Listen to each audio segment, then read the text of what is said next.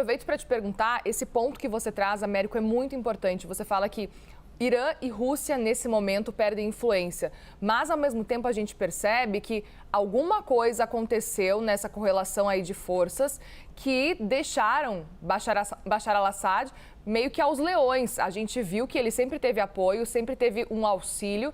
E nos últimos dias, pelo menos nos últimos 15 dias, os rebeldes conseguiram com muito mais facilidade do que o que a gente acompanhou nos últimos anos, inclusive, invadir Damasco e tomar o poder claramente. Existiu uma falta por parte do governo da Rússia, por parte do governo do Irã. A gente pode falar especificamente que talvez são países que têm outras preocupações no momento e não focaram agora em auxiliar Bashar al-Assad, em auxiliar, no caso, né, o governo de Bashar al-Assad? Ou qual que é a sua avaliação que você faz nesse caso, Américo? Não, você está corretíssima, Muriel. O que aconteceu aqui? Nos últimos anos, a Rússia e o Irã ajudaram muito o Bashar al-Assad a continuar no poder e a controlar a maior parte do país. Tanto que a impressão que se tinha era que o Bashar al-Assad tinha praticamente vencido a guerra civil.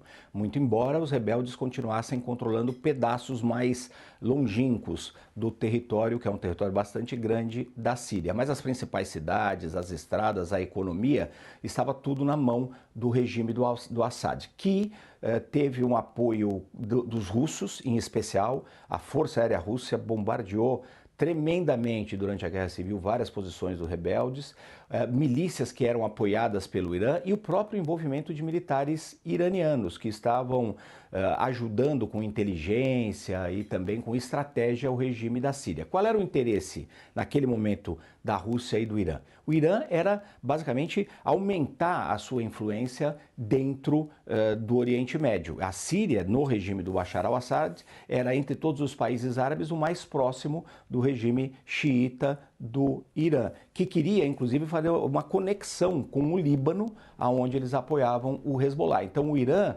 tinha um objetivo ali de ampliar o seu poderio na sua região imediata, inclusive usando o território da Síria ali para atividades contra Israel, o grande inimigo nada oculto do Irã. A Rússia, por outro lado, queria mostrar que tem influência no Oriente Médio e que é um país que tem capacidade de ter uma influência, inclusive militar, em qualquer região do mundo. Resolveram fazer uma aposta no Bashar al-Assad, que por muitos anos funcionou. Mas o que aconteceu depois, Muriel? Por que a Rússia e o Irã basicamente abandonaram o Bashar al-Assad à sua própria sorte? Porque eles têm outros problemas militares e políticos e diplomáticos que são muito mais urgentes, que são basicamente problemas que vão definir o próprio futuro dos seus regimes, o Kremlin na Rússia e o regime dos ayatolás em Teherã.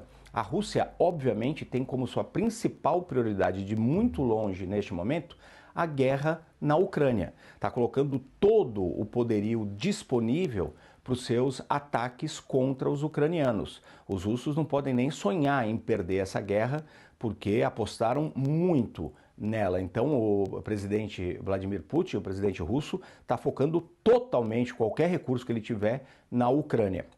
Os russos chegaram, inclusive, a bombardear no início dessa ofensiva rebelde algumas posições dos rebeldes, mas não se engajaram de fato na luta. Era muito mais para dizer que estavam ajudando o Assad de alguma forma e tentar conter os rebeldes, talvez por medo. Os rebeldes não se assustaram com isso e continuaram no seu avanço. E o Irã sofreu na guerra entre o Hamas e Israel e Hezbollah e Israel muitos danos também. O próprio território iraniano foi atingido diretamente por Israel. Houve troca ali de mísseis entre os dois lados. Além disso, além do Hamas e do Hezbollah, outras milícias que são bancadas pelo Irã, inclusive na Síria, também foram atacadas por Israel. E o Irã também não tinha mais condições de ajudar da mesma forma o Bashar al-Assad. Então a gente pode resumir esse capítulo da queda do Bashar al-Assad como um regime que foi abandonado pelos seus principais aliados e cujo o que aconteceu com eles ali, com o Bashar al-Assad, a queda, acabou se devendo muito a duas outras guerras que não tinham ligação direta com a guerra civil na Síria. A guerra na Ucrânia, que acabou levando os russos ali a não apoiarem mais o Bashar al-Assad da mesma forma, da forma efetiva, e também a guerra entre Israel e o Hezbollah, Israel e o Hamas, que enfraqueceram muito o Irã. Então são guerras que não tinham relação direta com a guerra civil na Síria, mas que ajudaram definitivamente a selar ali o destino do Bashar al-Assad, presidente da Síria.